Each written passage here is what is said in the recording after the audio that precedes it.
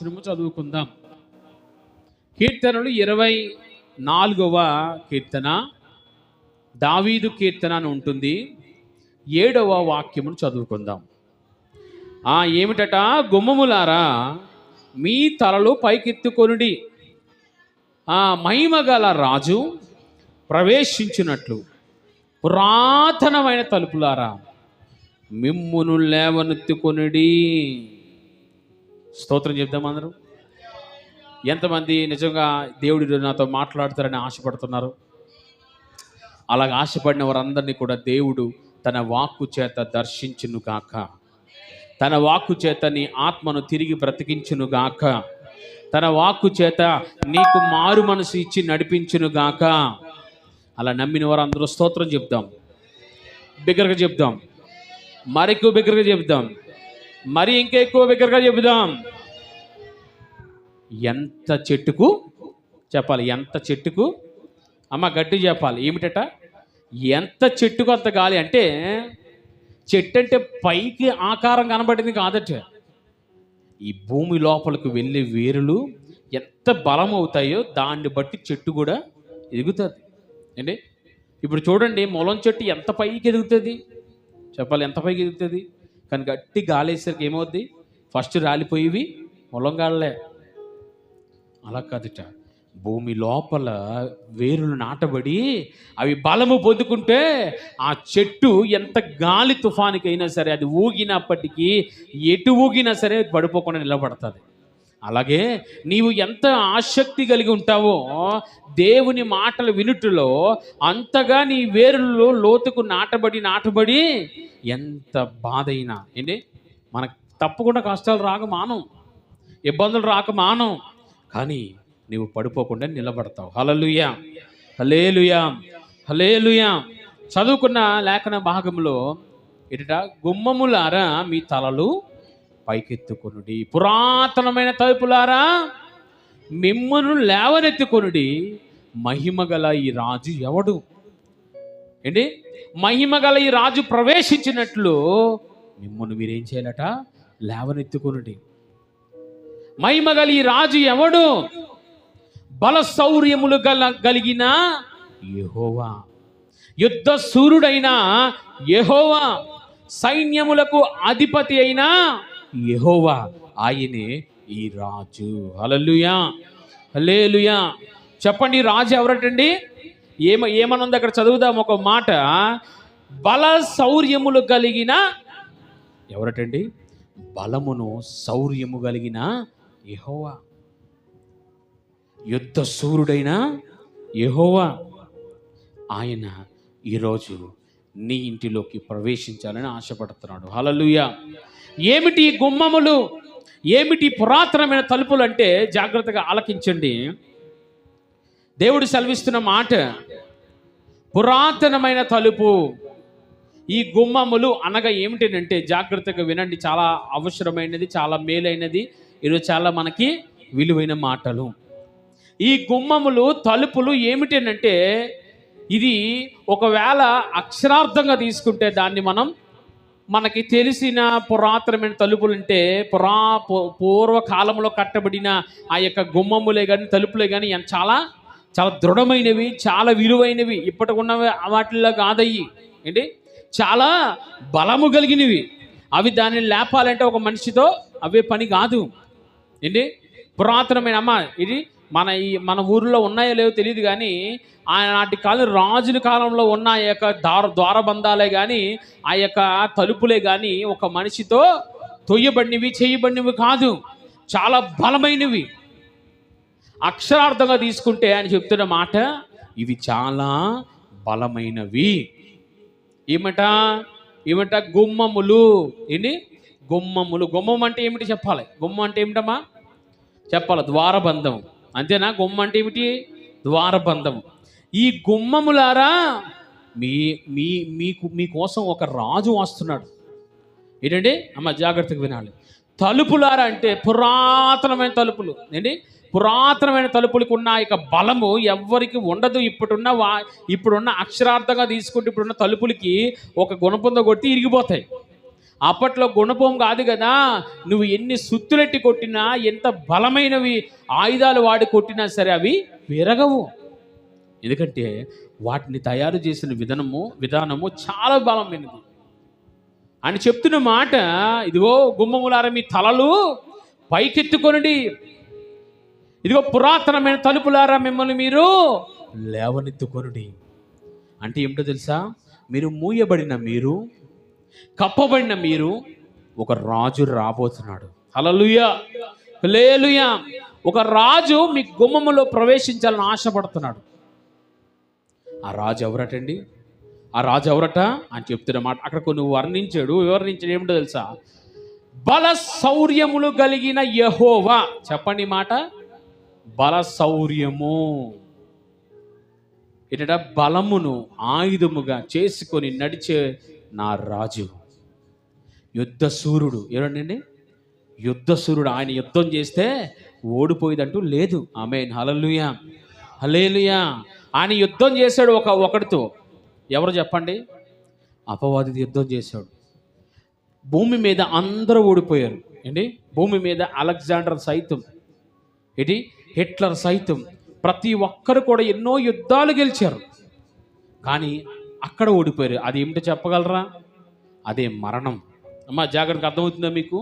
ఎంతో మంది పెద్ద పెద్ద వారు యుద్ధాలు చేశారు. ఏంటి, మన భారతదేశం కూడా ఎన్నో మంది యుద్ధాలు జరిగినాయి, ఎన్నెన్నో పోరాటాలు జరిగినాయి. కానీ ఎన్నో జయాలు, ఎన్నో ఎన్నో ఎన్నో విజయాలు పొందుకున్నారు. కానీ మరణం అనే దగ్గర అందరూ ఓడిపోయారు. కానీ ఈ యుద్ధ సూర్యుడు మరణాన్నే ఓడించాడు. హల్లెలూయా, హల్లెలూయా. ఆయనే నేను ప్రకటిస్తున్న నజరేయుడని యేసు క్రీస్తు. హల్లెలూయా, హల్లెలూయా. ఆయనంట మీ గుమ్మముల్లో ప్రవేశించాలని ఆశపడుతున్నాడు. ఎక్కడుంది పురాతనమైన గుమ్మములు, పురాతనమైన తలుపులు ఎక్కడున్నాయి? మనకు ఎక్కడ కనబడుతున్నాయి? ఆయన ఎక్కడ ప్రవేశించాలని ఆశపడుతున్నాడు అంటే లేఖనం సెలవిస్తున్న మాట ఏమిటో తెలుసా? ఆ గుమ్మము, ఆ తలుపు నువ్వే. మా అర్థమవుతుందా? ఏంటండి? గుమ్మములు, ఆ పురాతనమైన తలుపులు ఎవరటండి? ఎవరట చెప్పాలి? ఎవరు? నీకు కనబడుతుందా? బాహ్యముగా కనబడుతున్న ఈ తలుపులు గుమ్మములు కాదట. కనబడకుండా ఉంటున్నా ఇదిగో నీ శరీరము, నీ దేహము, నీ ఆలయములోనికి, నీ ఆత్మలోనికి ఈ రాజు ప్రవేశించాలని ఆశపడుతున్నాడు. హల్లెలూయా, హల్లెలూయా. అసలు పురాతనమైన తలుపులారా, ఈ గుమ్మములను ఎందుకు సెలవిచ్చాడు, ఎందుకు ప్రస్తావించాడంటే 2 సార్లు. ఏంటి? ఆ కీర్తనలో మీరు చదువుకుంటే కింద ఉంటుంది, 2 సార్లు ప్రస్తావించాడు దావీదు. ఎందుకంటారు? ఎందుకు ప్రస్తావించాడో తెలుసా? జాగ్రత్తగా వినండి. మనమాట క్రీస్తును అంగీకరించాం. జాగ్రత్తగా వినాలి. క్రీస్తును అంగీకరించినంత వరకు మనం ఒక గుమ్మము వలె, ఒక పురాతనమైన తలుపు వలె చాలా దృఢముగా ఉన్నామట. ఏంటి? క్రీస్తును అంగీకరించకూడదు అని ఏమని పెట్టుకున్నాం?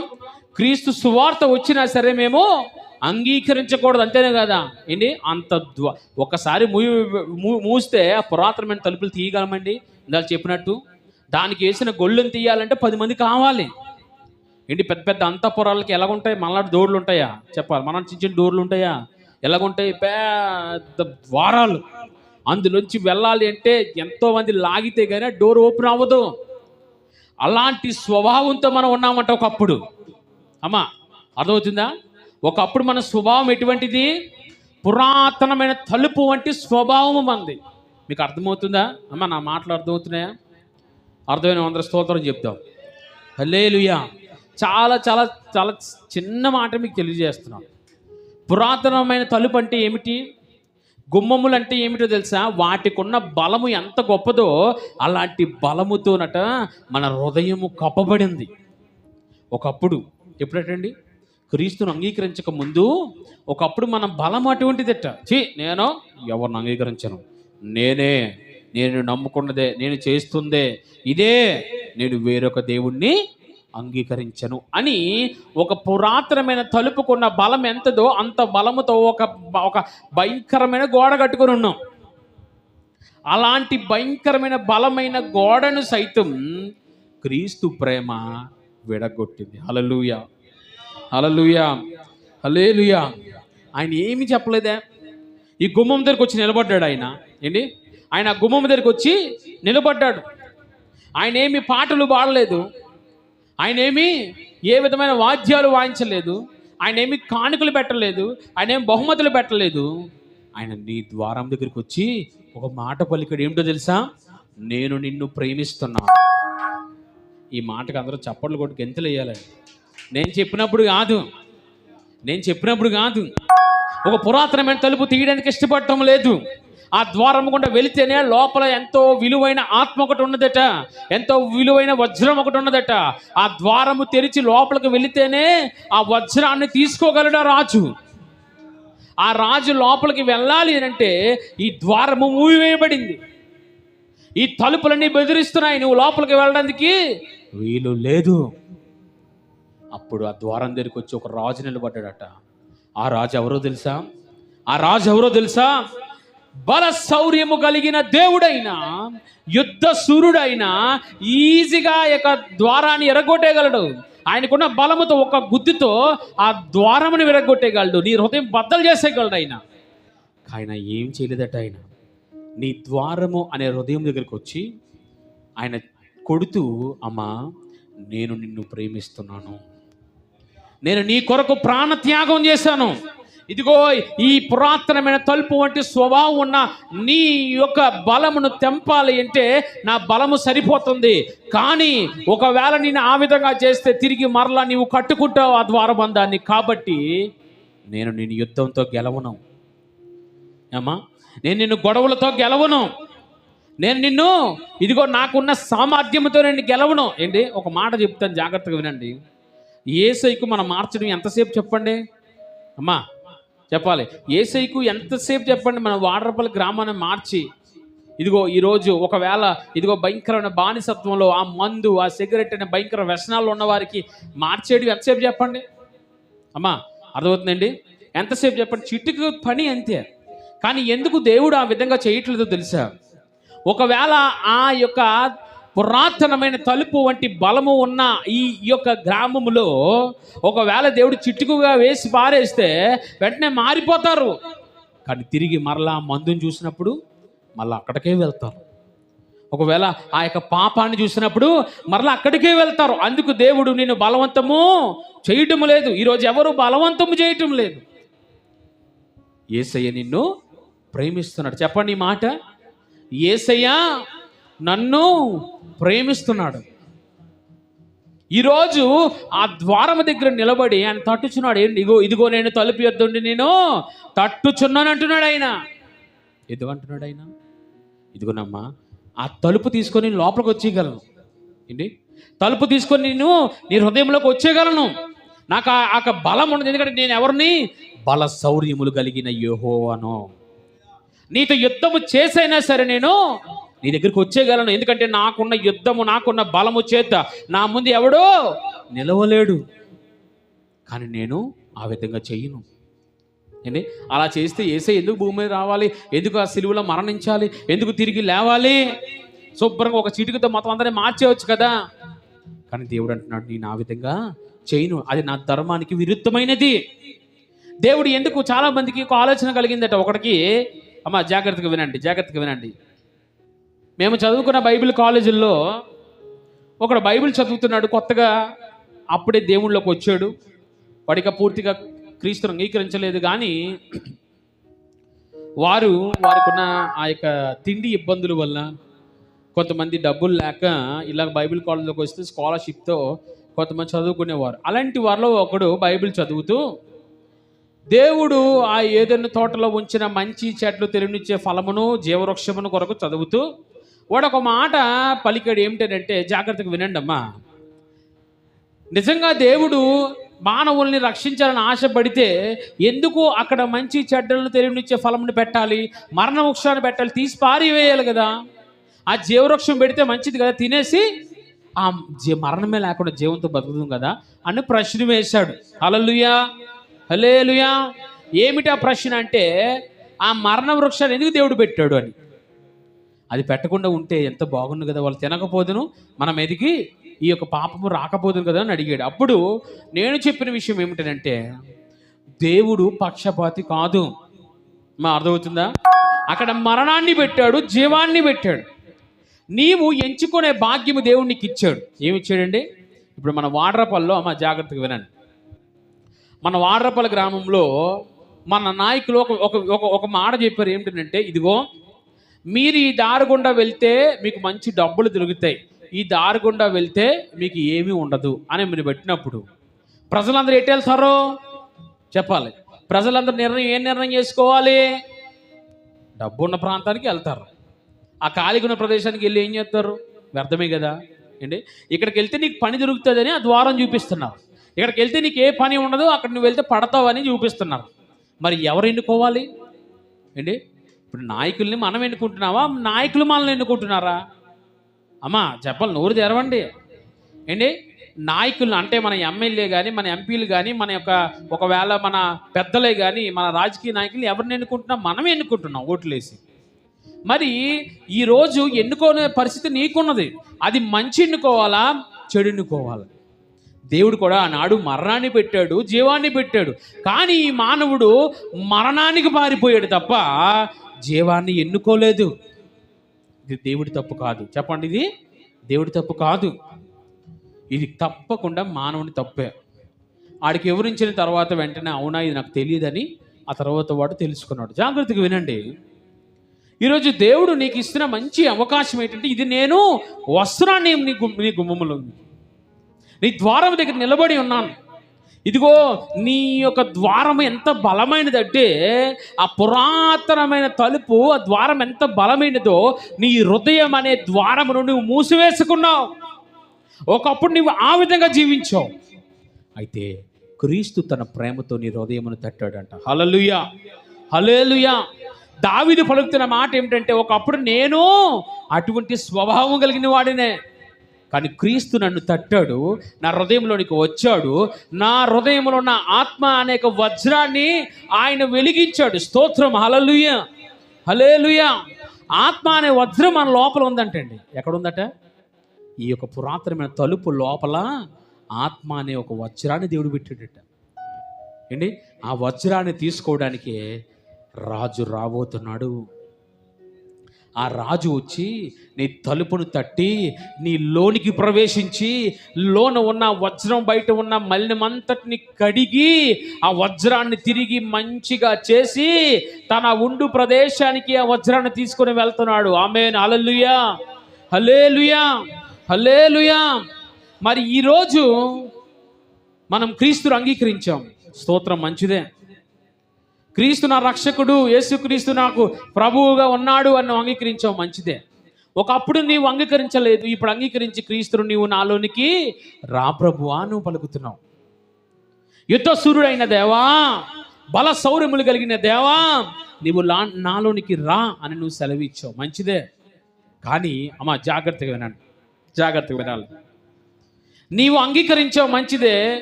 నీకున్న ఆ యొక్క సామర్థ్యాన్ని బట్టి విడిచిపెట్టి ప్రభువా నీవు నాలోనికి రా, ఇక నుండి నేను నా యొక్క స్వయము, నా యొక్క అహము, నాకున్న ఈ యొక్క స్వయం అంతటిని విడిచిపెడుతున్నాను, నా బలం అంతటిని విడిచిపెడుతున్నాను, మరణ బలంను విడిచిపెడుతున్నాను, నీవు నాలోనికి రా అని నువ్వు ప్రకటించి బాప్తిజం పొందుకున్నావు, మంచిదే. స్తోత్రం, హల్లెలూయా, హల్లెలూయా, హల్లెలూయా. అయితే ఒక విషయం చెప్తాను, జాగ్రత్తగా వినండి. నీవు క్రీస్తును అంగీకరించావు, మంచిదే. పురాతనమైన తలుపును తెరిచావు, మంచిదే. ఆ గుమ్మములారా మీ తలలో పైకి ఎత్తుకొనిడి. పురాతనమైన తలుపులారా, ఇదిగో మీ కొరకు ఒక రాజు రాబోతున్నాడు, మంచిదే. అంత బాగానే ఉంది, చాలా బాగానే ఉంది, ఆయన అంగీకరించావు. కానీ ఈరోజు దేవుడు సెలవిస్తున్న మాట, నీ హృదయం అనే తలుపులోనికి ఆహ్వానించిన యేసయ్య మాట నీవు వింటున్నావా? అమ్మా అర్థమవుతుందా మీకు? ఏమిటట? నీవు క్రీస్తును అంగీకరించావు, మంచిదే. ఆ పురాతనమైన తలుపు, ఆ గుమ్మములు, వాటికి ఉన్న బలం అంతటిని నువ్వు విడిచిపెట్టావు, మంచిదే. క్రీస్తును అంగీకరించావు, మంచిదే. కానీ ఈరోజు నీవు క్రీస్తును అంగీకరించిన నీవు ఆయన మాట వింటున్నావా? అమ్మా నేనేం చెప్పాను చెప్పండి, నేనేం చెప్పాను చెప్పండి, చెప్పాలి. నేనేం చెప్పాను? క్రీస్తును అంగీకరించావు, మంచిదే. మరి ఆ లోపల ఉన్న ఆ వజ్రాన్ని రాజుకి ఇస్తున్నావా? అర్థమైంది మీకు నేను చెప్తుంది? ఇంత విడమర్చి ఎవరు చెప్పలేరండి, నిజంగా చెప్తున్నా. ఇంత మీకు విడమరిచి చెప్పుతున్నా మీకు అర్థము కావటం లేదనంటే ఇంకా మరి దానికన్నా బుద్ధిహీనత ఇంకొకటి లేదు. స్తోత్రం. హల్లెలూయా, హల్లెలూయా. ఏం చెప్పాను? ఒకప్పుడు మనది పురాతనమైన బ్రతుకు, వాటికి ఎంతైతే బలం ఉన్నదో ఆ పొలిమేరకు ఉన్న బలం ఎంత గొప్పదో అనుకుంటా కదా. ఈ గ్రామాల్లో పొలిమేరకు ఉన్న బలము చాలా గొప్పదని. అటువంటి బలముతో కలిగిన మనము మన హృదయములు క్రీస్తును అంగీకరించడానికి ఇష్టపడలేదు. కానీ క్రీస్తు ప్రేమ మనల్ని ఏం చేసిందట? ఆయన అంటాడు, పౌలు గారు, క్రీస్తు ప్రేమ నన్ను బలవంతము చేసింది అంటున్నాడు. ఆ బలవంతము చేయబట్టి మనం ఏమయ్యామట? ఈరోజు క్రీస్తుని అంగీకరించాం. చాలా మంచిదే. మనం మందిరానికి వస్తున్నాం, మంచిదే. పాటలు పాడుతున్నాం, మంచిదే. ఆరాధన చేస్తున్నాం, మంచిదే. అన్నీ ఉన్నాయి. క్రీస్తుని అంగీకరించావు, మంచిదే. కానీ విలువైన నీ వజ్రాన్ని ఆయనకి ఇచ్చావా? వజ్రం అంటే ఏమిటి అమ్మా? చెప్పాలి. వజ్రం అంటే ఏమిటి? హృదయం అంటే తలుపులు. మీకు అర్థమవుతుందా? ఈ హృదయం అంటే ద్వారము, పురాతనమైన తలుపు, ద్వారము, గుమ్మములు. ఆ యొక్క వజ్రం అనగా ఏమిటి? లోపల ఒక వజ్రం దాగి ఉంది. అది ఏమిటి? ఏంటట? ఆత్మ. ఆ ఆత్మను తీసుకువెళ్ళడానికి ఆ రాజు రాబోతున్నాడు. తలుపు వద్ద దగ్గర నుంచి ఆయన తలుపు కొట్టాడు. నువ్వు ఆహ్వానించావు, మంచిదే. కానీ ఆ వజ్రాన్ని ఆయన పట్టుకొని వెళ్ళడానికి నువ్వు అడ్డుపడుతున్నావు. ఏం చేస్తున్నావుట? అడ్డుపడుతున్నావు. ఎలాగ అడ్డుపడుతున్నావు? అదేంటండి, నేను మంచిగా ఆరాధన చేస్తున్నాను కదా, పాటలు పాడుతున్నాను కదా, నా స్వరం అంతా ఊరంతా వింటుంది కదా, కానుకలు వేస్తున్నాను కదా, ఎక్కడ ప్రార్థనలు పరిగెడుతున్నాను కదా, అయినప్పటికీ మరి నేను ఎలాగా రాజును అంగీకరించడం లేదంటే ఆయన అంటున్నాడు, అమ్మా, ఆ వజ్రానికి ఉన్న మలినము తొలగించాలి ఈరోజు. ఆ వజ్రం అంటే ఏమిటి? వజ్రం అంటే ఏమిటి చెప్పాలి? ఆ వజ్రం అంటే ఏమిటి? ఆ ఆత్మ ఎవరిచ్చారు? నీలో ప్రవేశిస్తున్న రాజు నీకు ఇచ్చాడు ఆ వజ్రం. తిరిగి ఆయన కోరుకుంటున్నాడు. ఏమంటున్నాడు ఆయన? తిరిగి ఆ వజ్రాన్ని కోరుకుంటున్నాడు. ఈ వజ్రము నాది. ఏంటి? ఈ పురాతనమైన తలుపులో, ఈ ద్వారములో, ఈ యొక్క గుడారములో, ఈ యొక్క కోటలో ఒక వజ్రం ఉంది. అది నేను పెట్టిందే. ఆ వజ్రం ఉండడం వల్లే ఆ కోటకంత విలువ వచ్చింది. అర్థమైందా? కోట అంటే ఏమిటి? మన దేహము. ఆ వజ్రం అంటే ఏమిటి? మన ఆత్మ. ఆ ఆత్మను పెట్టింది ఎవరు? ఆ రాజు. ఎవరండి? యుద్ధ సూర్యుడైన రాజు, బల శౌర్యము కలిగిన రాజు, సైన్యములకు అధిపతియగు ఈ యెహోవాయే ఈ రాజు. ఆ రోజు ఆ రాజు అంటే ఈరోజు వచ్చి ఏమంటున్నాడు తెలుసా? ఆయన, నేను తలుపు దగ్గర ఉండి తడుతున్నాను. చదువుదాం. ఆయనకి ఎంత బలం కలిగినోడు తెలుసా? ఆ 24వ అధ్యాయంలో చివరి 10వ వచనం చదవండి ఒకసారి. మహిమ గల ఈ రాజు ఎవడు? ఎవరండి ఈ రాజు? ఎవరండి ఈయన నాలోకి రావడానికి? ఎవరండి ఈయన నేను అంగీకరించనండి అని చాలా మంది భీష్మించి కూర్చున్నారు. ఎవరండి ఈ రాజు? ఎవరండి ఈయన? గట్టి బిగ్గర చదవాలి, అంత చిన్న చదివితే ఎలాగా? సైన్యములకు అధిపతియగు. అబ్బా, ఎంత మంచి మాట! చప్పట్లు కూడా దేవుని స్తుతిద్దాం. ఎవరంటే ఈయన? సైన్యములకు అధిపతియగు యెహోవా. ఈరోజు ప్రపంచంలో ఎన్నో సైన్యాలు ఉన్నాయి. ప్రపంచంలో ఈరోజు చాలా బలమైన సైన్యాలు ఉన్నాయి, ఎదురు లేని సైన్యాలు ఉన్నాయి. కానీ వాటన్నిటికీ అధిపతి ఎవరట? ఆమేన్, హల్లెలూయా, హల్లెలూయా. ఈరోజు మన భారతదేశానికి ఒక పక్క ఇస్రాయేలు, ఒక పక్క ఆ యొక్క రష్యా మనకు తోడుగా ఉంటే వారిని చూసి భయపడుతున్నారు అనేకులు. ఈరోజు అమెరికా సైతం మనల్ని చూసి భయపడుతుంది. తెలుసు, మనం అనుకుంటాం అమెరికా మనకు సహాయం చేస్తుందని. కాదండి, అమెరికా మనకు సహాయం చేయట్లేదు. జాగ్రత్తగా వినండి. అమెరికా ఎట్టి పరిస్థితుల్లో మనకు సహాయం చేయదు. ఎందుకు అనగా మనకు సహాయం చేస్తే మనం ఎదిగితే అమెరికాను తొక్కేస్తాం. అంత బలము దేవుడు మనకి ఇండియాకి ఇచ్చాడండి. అంత గొప్ప బలము దేవుడు మనకి ఇండియాకి ఇచ్చాడు. అందుకనే వీరు బలము పొందుకుంటే ఈ యొక్క అమెరికాని తొక్కేస్తామని అమెరికా వెళ్ళి ఎక్కడ సపోర్ట్ చేస్తుంది? పాకిస్తాన్కి సపోర్ట్ చేస్తుంది. కానీ జాగ్రత్తగా వినండి, జాగ్రత్తగా వినండి. మన భారతదేశానికి ప్రపంచంలోనే బలమైన 2 దేశాలు ఈరోజు మనకి సహాయం చేస్తున్నాయి. స్తోత్రం, హల్లెలూయా, హల్లెలూయా. వారు సహాయము వలన ఏ దేశము కూడా మన వైపు చూడలేదండి. ఈరోజు ఒకప్పుడు భారతదేశం అంటే చిన్న చూపు చూసిన వారే ఈరోజు మోడీ గారు వెళ్తుంటే వారందరినీ పక్కన పెట్టి మోడీ గారిని ముందు పెడుతున్నారు. ఎందుకో తెలుసా? మనతో ఉన్నవారు అంత గొప్పవారు, మనకు సహాయం చేసిన వారు అంత గొప్పవారండి. ఒకప్పుడు ఆ కార్గిల్ యుద్ధంలో ఆ అమెరికా సైతం పాకిస్తాన్కి సపోర్ట్ చేసి, అందరూ పాకిస్తాన్కి సపోర్ట్ చేశారు. ఎవరు మనకు తోడు లేరు. కానీ ఒక్క దేశమైన రష్యా మాత్రం మనకు తోడుగా ఉంది.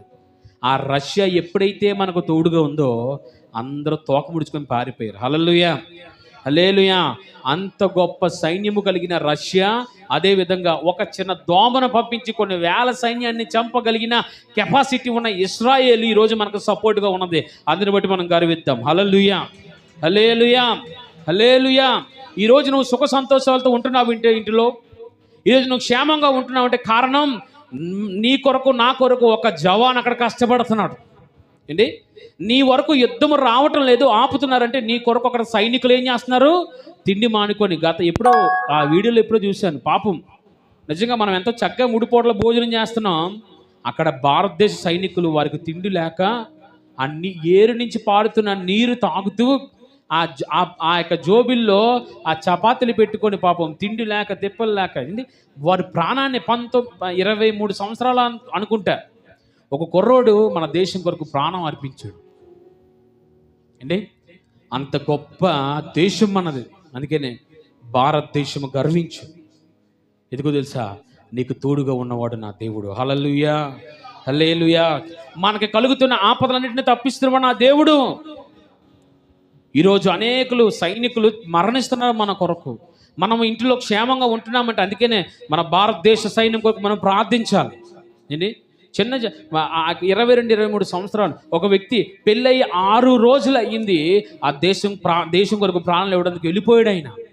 ఆ భార్య చెప్తున్న మాట, నాకన్నా నా సుఖము కన్నా, నా ఇంటి సుఖము కన్నా, నా ఇంటి యొక్క సంపాదన కన్నా నా దేశ క్షేమమే నాకు ముఖ్యమని నా భర్తను పంపిస్తున్నానని గర్వంగా చెప్పింది. హల్లెలూయా, హల్లెలూయా. ఆ పంజాబ్ ఆ యొక్క రాష్ట్రంలో ఆ సరిహద్దుల్లో ఈ పాకిస్తాన్ వాళ్ళు ఎంటర్ అయిపోతున్న సందర్భంలో చాలామంది అక్కడ ఉన్న సైనికులు ప్రాణాలు విరుస్తున్నారండి. అయితే ఒక వార్త వచ్చింది ఏమిటంటే, ఇదిగో ఈ యొక్క పాకిస్తాన్ని ఎలాగైనా దీన్ని ఆపాలి, ఎవరైనా ఒకవేళ ఎవరైనా సహాయపడాలని ఆశపడితే ఎవరైనా సరే ఉంటే రండి, మాకు సహాయం చేయండి అని ఒక మాట ఆ పంజాబ్ సరిహద్దులో ఉన్న రాష్ట్రాలకు చెప్పగానే 25 లక్షల మంది వచ్చేసారట. హల్లెలూయా. ఎంతమంది? 25 లక్షల మంది మన భారతదేశ సైన్యానికి సపోర్ట్ చేయడానికి వచ్చినప్పుడు మన భారతదేశ సైన్య అధిపతి అయిన జనరల్ ఆయన ఆశ్చర్యపడేట. ఇంతమంది అనుకుంటున్నారు మన భారతదేశం సైనికుల సంఖ్య చిన్నదే కాదు. ఒకవేళ కానీ భారతదేశం ఆయన కానీ యుద్ధం ప్రకటిస్తే మన భారతదేశంలో ఉన్న ప్రతి ఒక్కడూ ఒక పౌరుడే. హల్లెలూయా, హల్లెలూయా. ఒక సైనికుడు అయిపోతాడట. దేవుడు అంత అంత అంత ఘనంగా దేవుడు మనల్ని నడిపిస్తున్నాడు. హల్లెలూయా. ఎందుకు ఈ మాట చెప్పానంటే, మనకి సపోర్ట్ చేస్తున్న రష్యా కానీ ఇజ్రాయెల్ కానీ ఈరోజు వారికి ఉన్న బలము దగ్గర ప్రపంచంలో ఎవరు నిలవలేడు. కానీ అలాంటి సైన్యాలకు కూడా ఒక అధిపతి ఉన్నాడట. ఆ అధిపతే ఈ రాజు.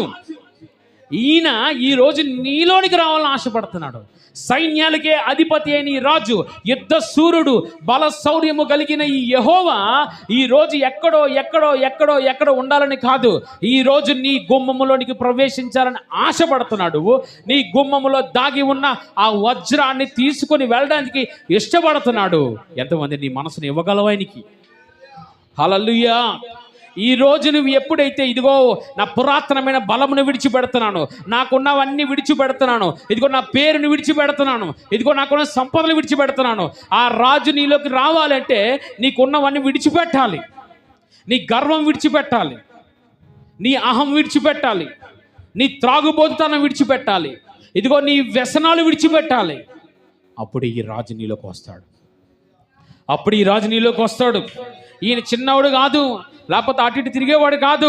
ప్రపంచంలో ఉన్న సైన్యాలకి అధిపతి అయిన ఆయన ఈరోజు నీలోకి రావాలని ఆశపడుతున్నాడు. ఆయన యుద్ధము చేసి గెలిచినాడు ఎవడో లేడు. ఆయనతో యుద్ధము చేసి గెలిచినాడు ఎవడో లేడు ఈరోజు భూమి మీద.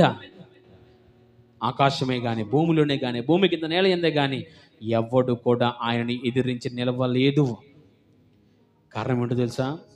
సైన్యములకు అధిపతియగు ఈ యెహోవా.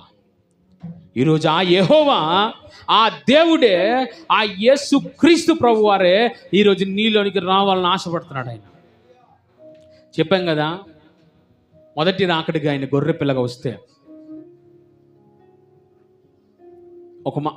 ఇక్కడ ఒక మాట, ఒక మీకు కనబడుతుందో లేదో చూడండి. ఒకసారి ఇటువైపు చూడాలి, మీరు ఇటువైపు చూడాలి. ఇంకా బైబిల్ చూడొద్దు, బైబిల్ చూసే అవకాశం లేదు, సమయం కూడా అయిపోయింది. ఇక్కడ ఆయన ఎలా కనబడుతున్నాడు చెప్పాలి? ఎలా ఎక్కడ కూర్చున్నాడు ఆయన? మాకు కనబడుతుంది కదా మీకు. ఎక్కడ? ఈ సింహాసనం మీద కూర్చున్నాడు ఆయన. ఈ రాజు ఈరోజు నీ ఇంట్లోకి వస్తున్నాడు. ఆయన రావాలి అంటే, ఒక రాజు నీ ఇంటిలోకి రావాలంటే నీ ఇల్లు ఎలాగుండాలి చెప్పాలి? ఎలాగుండాలి అమ్మా? చెప్పాలి ఎలాగుండాలి? ఒక రాజు చెప్పాలి, ఒక రాజు నీ ఇంటిలోనికి రావాలని ఆశపడుతున్నాడు. ఆ రాజుని ఇంట్లోకి రావాలని ఆశపడినప్పుడు నీకున్నవన్నీ విడిచిపెట్టాలి. ఏ విడిచిపెట్టాలి? ఒకవేళ నీ ఇంటిలో చెత్త ఉంటే తీసి పారివేయాలి. ఒకవేళ ఆ రాజుకి ఇష్టం లేనివి ఏమైనా నీ ఇంట్లో ఉంటే ఏం చేయాలి? మనము తీసి పక్కన పారివేయాలి. ఒకవేళ రాజు వస్తుంటే ఈ వస్తువు ఆ రాజుకి ఇష్టం ఉండదు కాబట్టి ఇది ఉండకూడదు అని ఎప్పుడైతే నువ్వు ఆయన మాటను అంగీకరిస్తావో, మొదటగా ఏమిటండి, మనం ఆ రాజును అంగీకరించాం. ఎలా అంగీకరించాం? మన పురాతనమైన బలమును బట్టి, మనకున్న మనకున్న ఆస్తి బట్టి, అంతస్తు బట్టి, మనకున్న ఒకవేళ కుల బలం అవ్వచ్చు, రాజకీయ బలం అవ్వచ్చు, మత బలం అవ్వచ్చు, ఏ బలం అయినప్పటికీ కూడా ఆ రాజు నీ యొద్దకు వచ్చి తలుపు కొడుతున్నాడు ప్రేమతో. అప్పుడు నువ్వన్నీ విడిచిపెట్టి, ప్రభువా నీవు రక్షకుడువు, ఇదిగో ఈ దినం నుండి నా యొక్క జీవితం నీకు ఇస్తున్నాను అని నువ్వు ప్రకటించావు, మంచిదే. క్రీస్తును అంగీకరించావు, మంచిదే. అయితే ఆయన ఇంకోటి కోరుకుంటున్నాడు. ఏమిటా కోరిక? మన యొక్క హృదయంలో ఒకటి ఉంది. ఏమిటది? చెప్పాలి. ఆ వజ్రాన్ని ఆయన కోరుకుంటున్నాడు. నేను వజ్రాంతి ఎందుకు పోలిస్తున్నాను? ఆత్మకు అంత విలువండి. కోహినీరు డైమండ్ ఇప్పటికీ కూడా దానికి ఉన్న విలువ వెల కట్టలేనిది. లక్షల లక్షల కోట్లు ఇచ్చినా సరే దాని విలువ కట్టలేము, అంత విలువైనది. అంతకన్నా విలువైనది నీ ఆత్మ. నీలో దేవుడు పెట్టిన ఆత్మ అంత విలువైనది. దానికి వెల కట్టలేనిది, అమూల్యమైనది నీ ఆత్మ. ఆ ఆత్మ ఈరోజు దేవుడు అంటున్నాడు, ఆ ఆత్మకున్న మరణం విడిచిపెట్టు. అదే దేవుని మాటను వినడం. హల్లెలూయా, హల్లెలూయా. ఆయన ఏమి చిన్న చేత కూడా కాదండి. బల శౌర్యములు కలిగిన యెహోవా, యుద్ధశూరుడైన దేవుడైన, సైన్యములకు అధిపతియగు ఈ రాజు ఎవడని అడుగుతున్నావు కదా? ఇదిగో సైన్యములకు అధిపతియగు ఈ రాజు. ఆయన యుద్ధం చేస్తే ఎవడైనా గెలగలడా? ఆయనతో చెప్పాలి. ఆయన యుద్ధము చేస్తే ఎవడైనా గెలవగలడా? లేదో. నా రాజు అంత బలమైన వాడు. హల్లెలూయా. నా రాజు అంత బలము కలిగిన వాడు. మరి ఈరోజు ఎందుకు నీవు ఈ విధంగా జీవిస్తున్నావు? ఎందుకు నువ్వు ఈ విధంగా నువ్వు దిగజారిపోతున్నావు? ఎందుకు ఈరోజు నీవు తొక్కబడుతున్నావు, అణిచివేయబడుతున్నావు? కారణం ఏమిటంటారు? ఆ రాజు నీలో లేడా? అయ్యో ఉన్నాడే, అంగీకరించాం, మంచిదే. ఆ రాజు మనలో ఉన్నాడు, మంచిదే. కానీ ఎందుకు ఈరోజు నువ్వు దేవుని సన్నిధిలో కానీ దేవుని అంగీకరించబడగల కారణం ఏమిటి? నీవు ఆయన మాట వినకపోవడం వల్లే. నీ ఆత్మను తీసుకెళ్ళి ఆయనకు ఇవ్వకపోవడం వల్లే. ఆ ఆత్మను పరిశుభ్రంగా ఉంచాలని ఆశపడుతుంటే, వద్దు వద్దు ప్రభువా, నేను ఇంకా ఈ లోక మలినముతోనే ఉంటాను, ఇంకా ఈ లోకాన్ని ఆశ్రయిస్తాను, ఇంకా లోకంలో ఉన్నవారిని నేను పెంచుకుంటాను అని ఆశపడుతున్నావు. కాబట్టి నీ వజ్రానికి ఇంకా కూడా మెరుగుపరచబడలేదు, అనగా నీ ఆత్మ తిరిగి బ్రతికించబడలేదు. గల కారణం ఏమిటి? ఆ రాజునైతే అంగీకరించావు కానీ ఆ రాజు చెప్పే మాటను వినడం లేదు. ఆ రాజునైతే నువ్వు అంగీకరించావు, యేసయ్యనైతే అంగీకరించాం, మంచిదే, చాలా గొప్ప విషయమే అది. కానీ ఎందుకు ఈరోజు నువ్వు ఇంకా అదే పరిస్థితిలో ఉండడం గల కారణం? ఎందుకు నువ్వు అణచివేయబడుతున్నావు? ఎందుకు నువ్వు తొక్కబడుతున్నావు? ఎందుకు నువ్వు సాతాను గడి చేతిలో బందీ అయి ఉన్నావు? కారణం ఏమిటో తెలుసా? ఆ రాజు అంగీకరించావు కానీ ఆ రాజు నుండి ఒక వజ్రం దగ్గరికి రానివ్వటం లేదు, అనగా నీ ఆత్మ దగ్గరికి నువ్వు రానివ్వటం లేదు, అనగా నువ్వు ఆయన మాట వినడం లేదు. కానీ దావీదు అంటున్నాడు ఏమిటో తెలుసా? మహిమ కలిగి రాజు, నా బలసూరుడు, నా యుద్ధసూరుడు, నా సైన్యములకు అధిపతి ఈ యెహోవా నాలోనికి రా దేవా అని ఆయన పాడుతున్న పాట ఇది.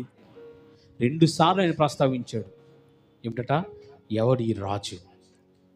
యుద్ధసూరుడు, ఎవరంటండి? యుద్ధ సూర్యుడు, బల శౌర్యము కలిగిన దేవుడండి ఆయన. ఈరోజు అలాంటి దేవుని యొద్దకు వచ్చి, అమ్మా సమయం ఆసన్నమైనది, నీ లోపల ఉన్న యొక్క ఆత్మను నేను పరిశుభ్రము చేయాలని ఆశపడుతున్నాను, తిరిగి నేను తీసుకువెళ్ళడానికి ఆశపడుతున్నాను, ఇదిగో నా రాజ్యము రాబోతుంది, ఈ వజ్రము నా కిరీటంలో ఉండాలి అని ఆయన ఆశపడుతుంటే ఈరోజు నువ్వు ఏం చేస్తున్నావు? వద్దు వద్దు, నీ ఆ కడగొద్దు, అది అలాగే ఉన్ని, ఆ వజ్రాన్ని అలాగే ఉన్ని, ఆఖరికి అది మట్టిలో కూరుకుపోతుంది. ఏమవుతుందండి? ఆ వజ్రం మట్టిలో కూరుకుపోతుంది. ఈరోజు అనేకులు ఎందుకు దూరం అయిపోవడం గల కారణం, క్రీస్తుని అంగీకరించుకోవడం ఎందుకు శ్రమలు అనిపిస్తున్నారు గల కారణం, క్రీస్తుని అంగీకరించుకోవడం మారు మనసు పొందడం గల కారణం ఏమిటో తెలుసా? ఒకే ఒక మాట, నీవు దేవుని మాట వినకపోవడం వలన. ఆయన ఏం చెప్తున్నాడండి? రాళ్ళు మేమంటున్నాడా? తట్టలు ఎత్తమంటున్నాడా? లేకపోతే ఆ ఏట్లో ఉన్న ఇసుకను తీసుకొని రమ్మంటున్నాడా? కాదు. ఆయన ఏమంటున్నాడు తెలుసా? ఏ బరువు మొయ్యొద్దు నువ్వు. అమ్మా నువ్వు ఏ బరువు మొయ్యొద్దు అని అంటున్నాడు. నీకున్న బలమును విడిచిపెట్టు, నీకున్న అహమును విడిచిపెట్టు, నీకున్న గర్వమును విడిచిపెట్టు, నీకున్న స్వయమును విడిచిపెట్టు. ఇదిగో ఈ దినం నుండి ప్రభువా నేనుగా లేను, నన్ను నేను అర్పించుకుంటున్నాను, ఇదిగో నా హృదయము నీతి, నన్ను పూర్తిగా కడుగు. దావీదేమంటున్నాడు? శుద్ధమైన హృదయము. ఏంటి? శుద్ధమైన హృదయము నూతనముగా పుట్టించేయ. ఎంత మంచి మాట. ఈరోజు దేవుని మనం ఏం అడుగుతున్నాం? ప్రభువా నన్ను దీవించు, ఆశీర్వదించు, ఇదిగో నన్ను గొప్ప ఆస్తి కర్తలుగా చేయని అడుగుతున్నాం. కానీ ప్రభువా ఇదిగో నా ఆత్మ అనే వజ్రాన్ని కడిగయ్యా, నా ఆత్మీయ స్థితిని నాకు తెలియజేయి ప్రభువా, నీ మాటకు లోపడుతున్నాను, నీ మాట అంగీకరిస్తున్నాను, ఈ రాజు నాలోకి రావాలని ఆశపడుతున్నాను. రా ప్రభువా, నా పురాతనమైన బలంను విడిచిపెడుతున్నాను, నా స్వయంను విడిచిపెడుతున్నాను. నేను చెప్పలేకపోతున్నాను కానండి, ఆ పురాతనమైన బలం అంటే ఏమిటో చెప్పితే చాలా అందంగా ఉంటుంది, కానీ చెప్పలేను మైక్లో. నేను ఇది లైవ్ వెళ్తుంది కాబట్టి చెప్పలేం. పురాతనమైన తలుపు అంటే ఏమిటో తెలుసా? గుమ్మములు అంటే ఎంతో భయంకరమైనవో తెలుసా? నేను పట్టి పీడిస్తున్నావు ఏమిటో తెలుసా? అవన్నీ విడిచిపెడితేనే కానీ ఆ రాజు నీ ఇంట్లోకి రాడు. నువ్వు రాజుగా అంగీకరించావు మంచిదే, కానీ నీ లోపలికి రావడానికి నువ్వు అంగీకరించడం లేదు. అందుకే ఈరోజు నేను ఎంత ప్రార్థన చేసిన, ఎందుకంటే ఈ కార్యంలో జరగటం లేదు, ఎందుకు నా మీద అందరూ వ్యతిరేకంగా మారుతున్నారు, ఎందుకు నా మీదకి శత్రువులు, ఎందుకు నాకు ఈ బాధలు, ఎందుకు నాకు ఈ కష్టాలంటే కారణం ఏమిటో తెలుసా? నువ్వు క్రీస్తుని అంగీకరించావు తప్ప ఆయన మాట వినడములే, బాప్తిజం పొందుకున్నావు తప్ప మారు మనసు నీలో లేదు, మందిరానికి వస్తున్నావు తప్ప ఇదిగో ఆత్మ రక్షణ అనేది నీలో లేదు. ఎంతసేపు మన శరీరం కొరకే ఆ బాహ్య రూపంలో కోట బాగుండాలి. ఏంటి? ఆ రాజకోట బాగుండాలి, మంచి పెయింటింగ్ వేయాలి, దానికి మంచిగా చూసుకోవాలని చూస్తున్నావు, కానీ లోపల కుళ్ళిపోతున్న మట్టితో పేరుకుపోతున్న వజ్రాన్ని బాగు చేయాలని ఆశ లేదు ఎవరికి ఈ రోజుల్లో. ఈరోజు ఎవరైతే క్రీస్తుని అంగీకరించిన నీవు ఆయన మాట వింటేనే నీ పురాతన బలము కూలిపోతుంది. ఆయన మాట విని ఆయన మాట చెప్పున చేస్తే ఇదిగో పురాతన కాలం నుంచి వస్తున్న ఆ యొక్క ఆచారములన్నీ విడిచిపెట్టబడతాయి. ఈరోజు క్రీస్తుని అంగీకరించానండి, నేను మందిరానికి వెళ్తున్నానండి, కానుక వేస్తున్నానండి, పాస్టర్ గారికి కానుక దశం భాగిస్తానంటే ఆయన అంటాడు ఇవేమి నాకు వద్దు. నీ లోపల ఉన్న ఆత్మ అనే వజ్రము పాడైపోతుంది, అది మట్టిలో కూరికిపోతుంది, అది బురదలో కూరికిపోతుంది. అది మట్టి ఏం చేస్తుంది? దానికి ఉన్న ఆ యొక్క వజ్రానికి ఉన్న ఆ కాంతిని మూసివేస్తుంది. ఈరోజు ఆ వజ్రం కడగబడాలంటే నువ్వేం చేయాలి చెప్పాలమ్మా? ఏం చేయాలి మనం ఈరోజు? ఆ రాజు రాబోతున్నాడు, ఆ రాజుని ఆహ్వానించాలి, రాజుకి ఇష్టం లేని మనం తొలగించాలి, రాజు మాట వినాలి. ఆయనే నా యేసయ్య రాజు, ఆయన రాబోతున్నాడు, రాజుగా రాబోతున్నాడు. ఆయన ఆ వచ్చే సమయానికి నువ్వు దూరము తెరిచి ఇదిగో ప్రభు నీ మాట వింటున్న నాలోనికి రాని నువ్వు ప్రకటన చెయ్యకపోతే నీలో ఉన్న వజ్రం మట్టిలో కూరుకుపోయి మరణిస్తుంది. తద్వారా ఆయన కిరీటంలో ఉంచబడవలసిన ఆ యొక్క వజ్రము కాస్త రాలిపోయి నేలలో కూలిపోయింది. తద్వారా ఏమైంది తద్వారా అని చదివిస్తున్నమాట. ఆ వజ్రానికి ఉన్న మహిమ పోయింది, అనగా ఆత్మకున్న విలువ పోయింది. అది మరణమై ఆ నరకంలో యుగయుగంలో ఏమవుతుందట? కూరుకుపోయి మరణించింది. ఈరోజు మనం నువ్వేం చేయాలి? అమ్మా వింటున్న వారై ఏం చేయాలి? మనం ఏదో యేసయ్య నమ్మేసుకున్నాను, మంచిదే, పాటలు పాడుతున్నా, ఆరాధన చేస్తాను, కానుక వేస్తున్నాను, అన్నీ మంచిగా ఉన్నాయి, పర్లేదు, కానీ ప్రభు నీ మాట మాత్రం నేను వినను, నీ మాట మాత్రం నేను వినను. చాలామంది ఇలాగే బ్రతుకుతున్నారు కాబట్టి నీ జీవితంలో ఏ విధమైన కార్యం జరగటం లేదు. ఎందుకు నీ ఆత్మ రక్షణలోకి ఇంతవరకు రాలేదంటే కారణం ఏమిటి? ఆత్మక రక్షణలోకి రావడం ఏమిటి? అది వస్తే ఏమవుతుందట? జాగ్రత్తగా వినండి. ఎప్పుడైతే ఆత్మ రక్షణలోనికి వచ్చిందో ఏమవుతుందో తెలుసా? చివరిగా చెప్పి ముగించేస్తాను. అనేకులకు నువ్వు వెలుగుమయమైపోతావు. హల్లెలూయా, హల్లెలూయా. ఆ వజ్రం ఎప్పుడైతే నువ్వు బయటకు వచ్చిందో ఆ వెలుగు పడగాలి, అనేకులకి ఏమవుతుందట? వజ్రం ప్రకాశిస్తుందట. అనేకులకు ఆ వజ్రం విలువ తెలుస్తుందట. అనేకులు దాన్ని చూసి సంతోషిస్తారట. అలాగే నీ ఆత్మ రక్షణలోకి వస్తే నువ్వు అనేకులను మార్చగలవు. అనేకులు పాపములు ఉన్నవారిని బయటకు తీసుకురాగలవు. భయంకరమైన పాపపు స్థితిలో ఉన్నవారు అందరినీ నీవు తీసుకొని బయటికి, బురదలోంచి బయటకు తీసుకుని రాగలవు. అదే నీ ఆత్మకున్న రక్షణ అంటే. మోకరించండి, ప్రార్థన చేద్దాం. ఇంత వాక్యం విన్నా కూడా నేను ఇంకా మారనండి, ఏదో మాటలు వినేసి విడిచిపెట్టేసి